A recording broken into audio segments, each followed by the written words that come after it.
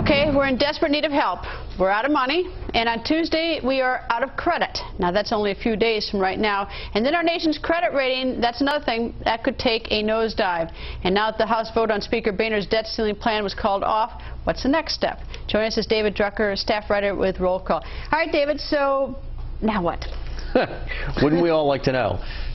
It looks like they're going to try once again to tweak the bill to make it more palatable to the conservatives that are holding out. And I shouldn't really say conservatives, but the more inflexible conservatives of the bunch. How do you tweak? If they're so hung up on the balanced budget amendment being in that, how is that a tweak? Because that's a huge substantive difference. Figure of speech, revised, you know, adjusted, modified, but there are other things you can do, and I don't know if they'll do this, but I think if they have more cuts front-loaded, meaning you're doing a 10-year deal, and so you're spreading all of these spending cuts over 10 years, and the more cuts you can have in fiscal year 2012 and fiscal year 2013, while this Congress still has something to say about it, I think the easier it is to convince these guys to vote for this. Except here's the problem, is that let's say the congressman or congresswoman who ran on it agrees to that because, oh, now it's being front-loaded. We're getting all our cuts up front.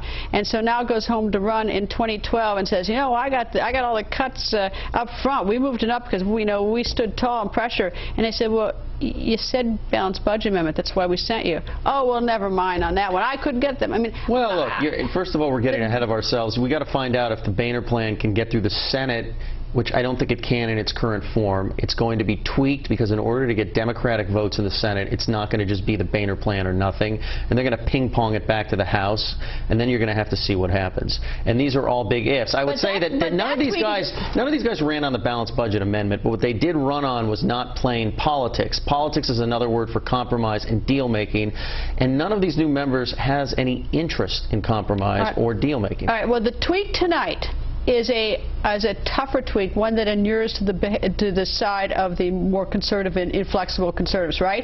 Right? That's correct. Okay. All right, then it goes over to the Senate, and you say as it gets ping-pong, gets tweaked again.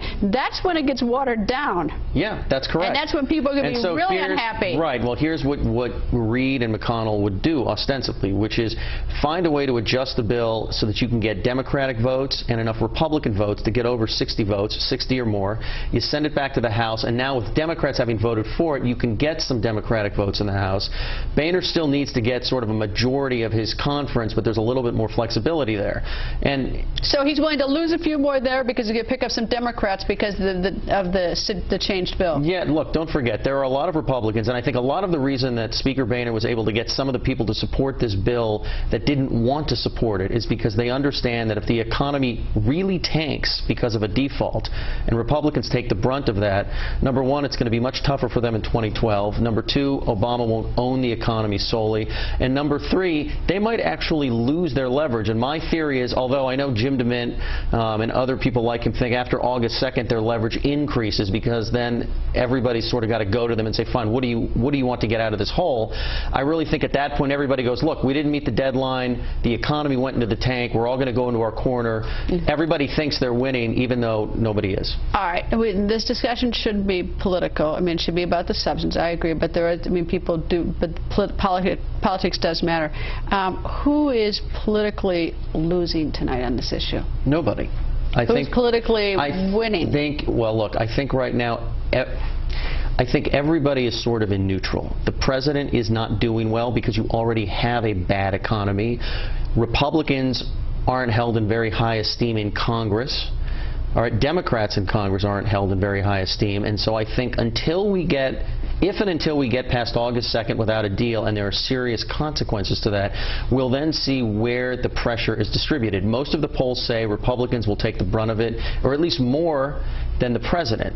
But it doesn't mean that the president actually wins, and this is so complicated. And what I found about all of these polls is everybody has something to grasp. Last week there was a poll that showed more people thought the president's approach was correct, and that if they don't reach a compromise, Republicans would get most of the blame. And yet when you put Republican policies on paper and said, what do you think? You had 66% of the people said cut, cap, balance, that the substance of it sounds great. Balanced budget amendment was in the mid-70s.